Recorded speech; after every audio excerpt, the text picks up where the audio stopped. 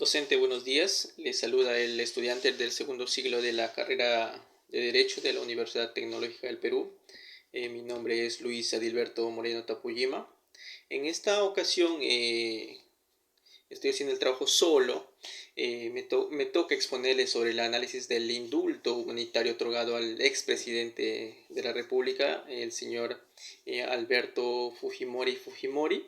Bueno, en este caso, como ya sabemos, es uno de los más controversiales en la historia judicial de nuestro Perú, porque directamente enfrentó a la legalidad nacional con principios éticos y obligaciones internacionales, ¿no? A lo largo de esta presentación les explicaré este caso cómo puede entenderse las corrientes del positivismo jurídico, donde encontramos autores como Kelsen, Hart y Ferroli. Bueno, y la crítica realista o el realismo jurídico de Ross, ¿no?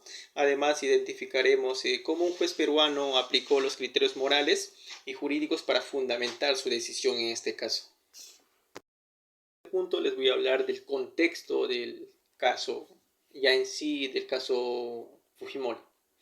El 24 de diciembre del 2017, el entonces presidente, que ahora el expresidente, el exmandatario Pedro Pablo Kuczynski, otorgó el indulto humanitario al expresidente también, ¿no? Alberto Fujimori, mediante la Resolución Suprema 281-2017-JUS.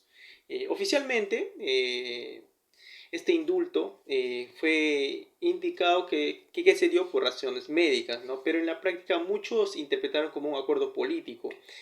¿Por qué? Porque sobre todo ocurrió en medio de una crisis fuerte presidencial en ese tiempo, ¿no? Fujimori venía cumpliendo 25 años de prisión por los casos de violaciones graves y derechos humanos, ¿no? En este caso, el caso de Barrios Altos y la Cantuta, que son muy conocidos en nuestro Perú, ¿no? Esta decisión que tomó o este indulto que se dio dividió la opinión pública y desató muchas protestas en ese entonces en nuestro país y generó pronunciamientos de organismos nacionales e internacionales que no estaban de acuerdo por este indulto.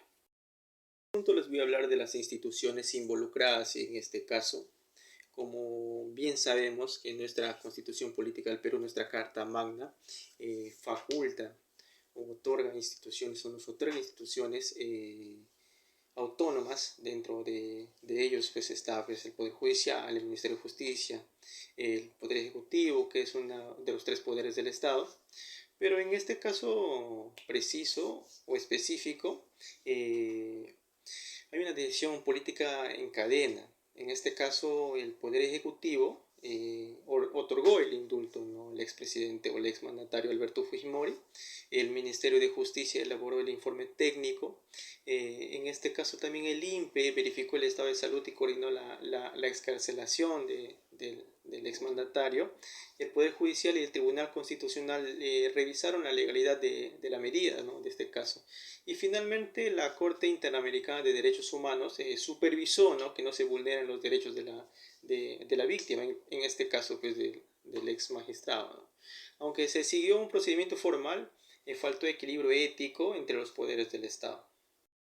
En este caso, la base jurídica y normativa utilizada en ese momento fue la principal, ¿no? Que es el artículo 118, inciso 21 de la Constitución.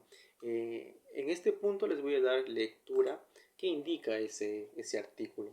El artículo 118, inciso 21 de la Constitución Política del Perú se refiere a la facultad del presidente de la República de conceder indultos y conmutar penas. Esta atribución también le permite ejercer el derecho de gracia en casos donde la etapa de instrucción de un proceso judicial ha excedido el doble de su plazo, ¿no? Y más ampliatorio.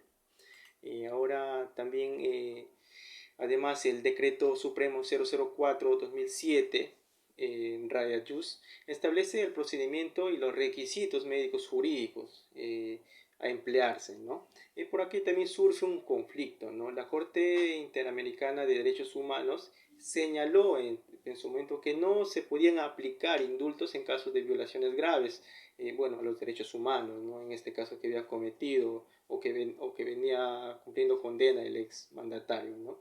Es decir, había una tensión entre la legalidad interna y los estándares internacionales de los derechos humanos. En este trabajo también se han tomado en cuenta los aportes teóricos, ¿no? de algunos autores positivistas y también la crítica del realismo jurídico, ¿no?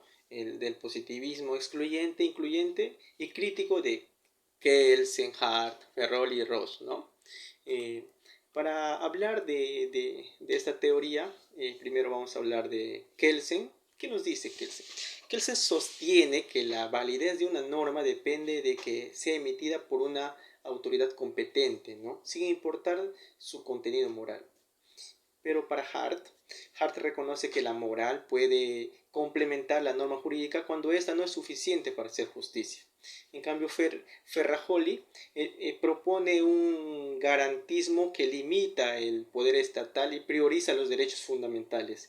En cambio, para Ross, desde el realismo jurídico señala que las decisiones judiciales están influidas por factores políticos y sociales, ¿no? Cada teoría nos ofrece una lectura distinta de la legitimidad en este indulto, ¿no? Y de ahí podemos sacar nuestras conclusiones para poder concretar esta idea. Si aplicamos esta norma, vamos a hacer una comparativa, un derecho aplicado, como lo llamamos actualmente, un derecho comparado. Vamos a aplicar estas teorías, ¿no? Si aplicamos en este caso específico del indulto de Fujimori, si tocamos la teoría de Ross, la decisión respondió más por posiciones políticas a que razones humanitarias, es obvio, ¿no? En cambio, para Hart, aunque legal, debió incorporar principios morales y, bueno, y los derechos a la víctima, ¿no? Para Kelsen, bastó con que la decisión se ajustara a la norma constitucional, ¿no? Porque sin considerar la moral, porque eso era su teoría de él, ¿no? Para Ferrajoli fue una vulneración de garantías fundamentales porque no se pueden indultar delitos de lesa humanidad, ¿no? Y así vemos que la legalidad no es sinónimo de justicia en este caso, ¿no? En este punto les voy a hablar sobre el derecho versus la moral. Es como hacer un resumen del derecho positivo y el derecho natural, ¿no? Este indulto a Fujimori fue legal, pero no justo. ¿Por qué? Porque el Tribunal Constitucional confirmó su validez, mientras que la Corte Interamericana de Derechos Humanos lo cuestionó moralmente. La ciudadanía en este caso lo tomó como un retroceso a la lucha contra la impunidad, ¿no? Y para ellos, o para la mayoría de los ciudadanos acá en el Perú, este caso demuestra que la ley se aplica sin ética, ¿no? Pierde legitimidad y oraciona la desconfianza ante los poderes del Estado, ante la justicia en este caso, ¿no? En este punto les voy a hablar sobre el derecho versus la moral. Es como hacer un resumen del derecho positivo y el derecho natural, ¿no? Este indulto a Fujimori fue legal, pero no justo. ¿Por qué? Porque el Tribunal Constitucional confirmó su validez, mientras que la Corte Interamericana de Derechos Humanos lo cuestionó moralmente. La ciudadanía en este caso lo tomó como un retroceso a la lucha contra la impunidad, ¿no? Y para ellos, o para la mayoría de los ciudadanos acá en el Perú, este caso demuestra que la ley se aplica sin ética, ¿no? Pierde legitimidad y oraciona la desconfianza ante los poderes del Estado, ante la justicia en este caso, ¿no? Posterior a analizar este caso, después de haber desarrollado este caso tan complejo y extenso, eh, nosotros, bueno, en este caso yo me propuse a realizar unas reformas, ¿no?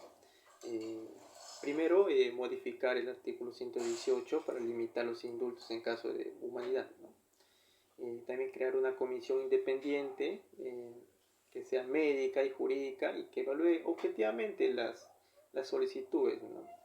Establecer un control judicial previo para garantizar la proporcionalidad y transparencia, ¿no? Y fortalecer la ética judicial y la rendición de cuentas. Con esto buscamos que el sistema no solo sea legal, sino que también sea justo y humano. Con esto concluyo esta exposición, sino antes dejar una reflexión al respecto posterior al trabajo, ¿no? La primera reflexión sería que el derecho no puede ser aplicado mecánicamente, ¿no?